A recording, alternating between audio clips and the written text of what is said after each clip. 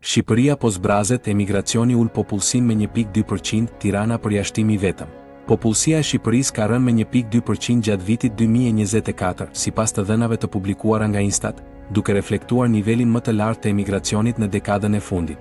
Rënja është e ndjeshme në qarqe si Kuksi, Dibra dhe Gjirokastra, ndërsa qytetet bregdetare kanë parë kurrje sezonale për shkak të çmimeve të larta dhe zhvendosjes së banorëve drejt emigrimit të përhershëm.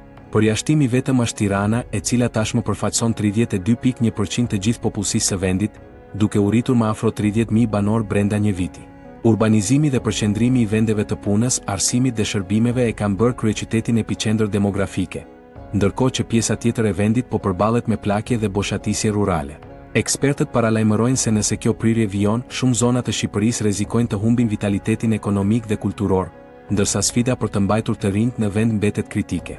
Kjo është Shqipëria sot, një vend gjithnjë më shumë i përqendruar në një qytet të vetëm.